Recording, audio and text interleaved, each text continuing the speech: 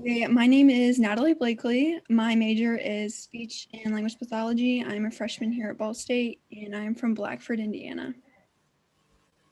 All right, I'm Matthew Coffey. I'm a freshman architecture major, and I am from Fort Wayne, Indiana.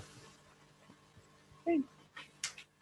How did you end up in this class? It was definitely suggested to me. I kind of had no idea what to pick for my honors credit for the semester. And I don't remember who it was that I was talking to about my classes, but they said this class was like eye-opening and it'd be really helpful. And they said the professor was really good. And after taking it, I can say that like I agree. I think it was eye-opening, and I think the professor is pretty good. So. Um, what was your hometown or neighborhood like? So I grew up in Fort Wayne, and it's not a big city, but it's not a small city either. It's like the perfect medium, I guess. Mhm. But it is definitely predominantly white, and I also live in a predominantly white neighborhood. But the high school I went to was actually pretty diverse, which I think is kind of strange because it's much more diverse than Ball State is.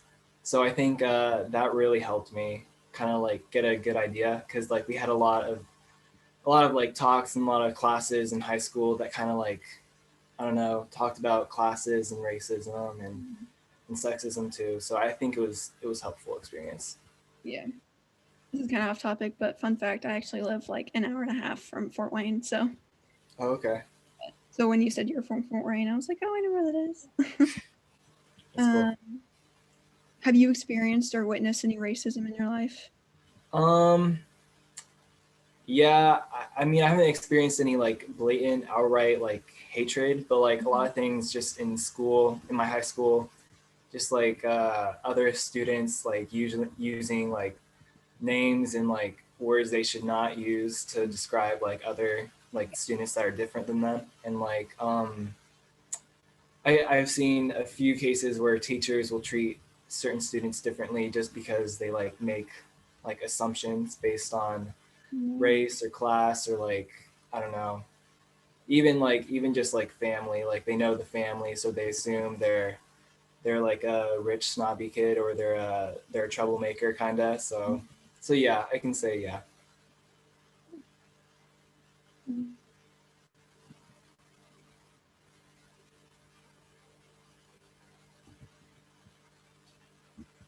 How have the events of 2020, for example, the pandemic, the uprisings, activism, the election, or other current events, have shaped your perception of racism and anti-racism in the U.S. or even on Ball State? Okay, so oh yeah, okay. So I never really thought about these things until this year when all that started happening.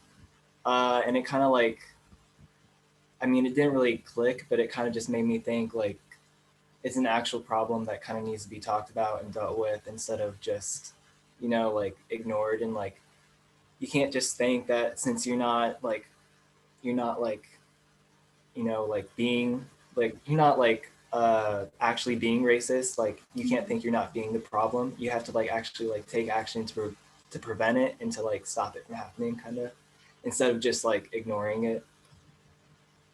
Okay. Do you think Ball State has done a good job creating a culture of belonging? If so, why? Or if not, why? I think Ball State has created a pretty good culture.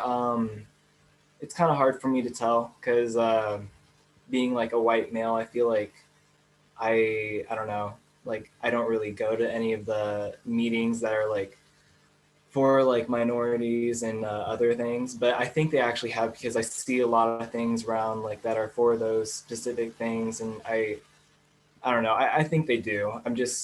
I can't really like say that they for sure do. Mhm.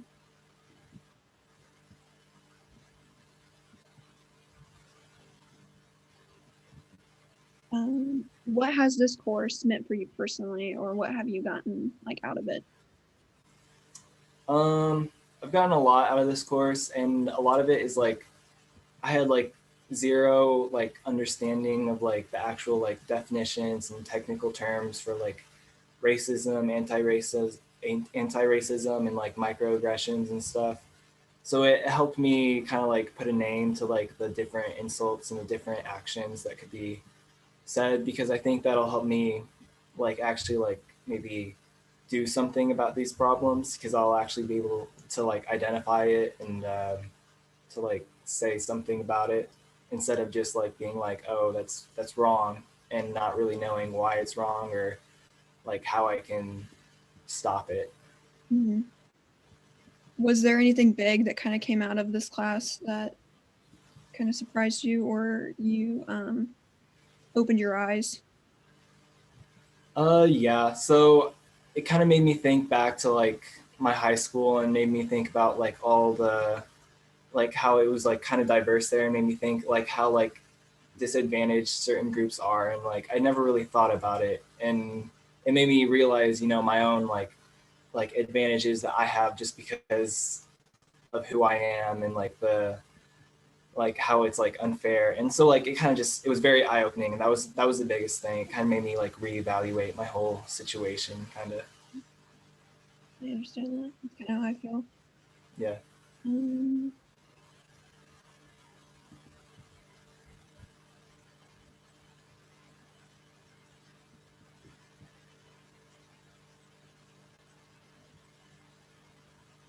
have you experienced or witnessed any racism in your life? um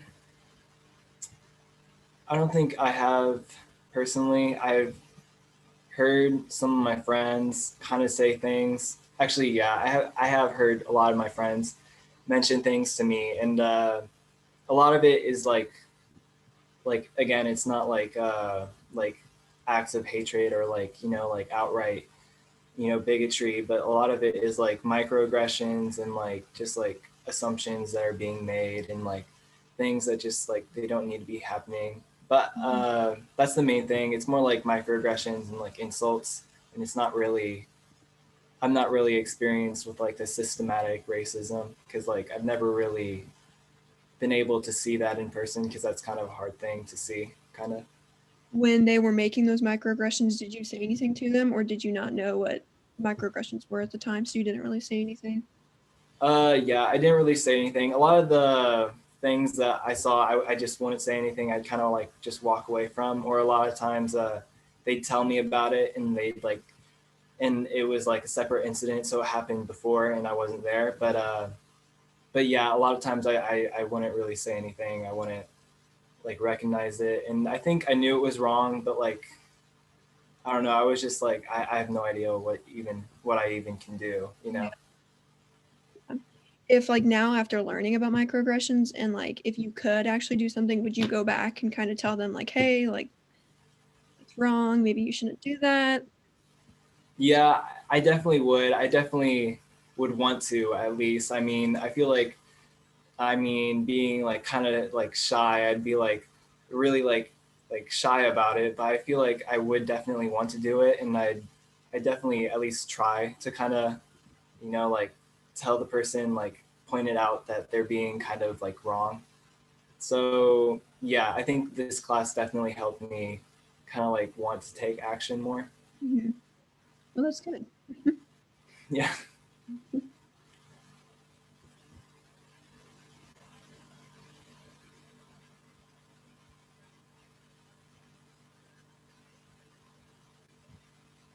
Where do you see Ball State or Muncie um, 10 years from now? Do you see it like more diverse, or do you see it as it's going to be more of a bigger, like wider? Uh, I don't know. I think I would really like for it to be more diverse, because I think the college campus is, it's all right, but it could definitely be more diverse. I think Muncie itself should probably be a little bit more diverse. Mhm.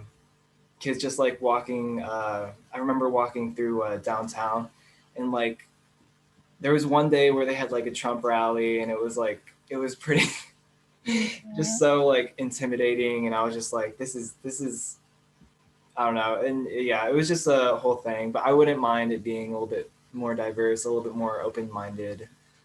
in the future. So I hope it's like that, but I have no idea if it will or won't be. Yeah. How did you feel about the Trump rallies that kind of went through campus and stuff like that? Oh, obviously, free speech is good, but like a lot of the things that they're doing is like along with it, it's not good. Mhm. You know, like they can't, you know, you can't like harass someone. You can't. I mean, I Exactly. feel like they were actually like attacking people. So Yeah. yeah, so I didn't like that very much. That was definitely kind of scary, but Mhm. but yeah, hopefully Muncie gets better. Mm.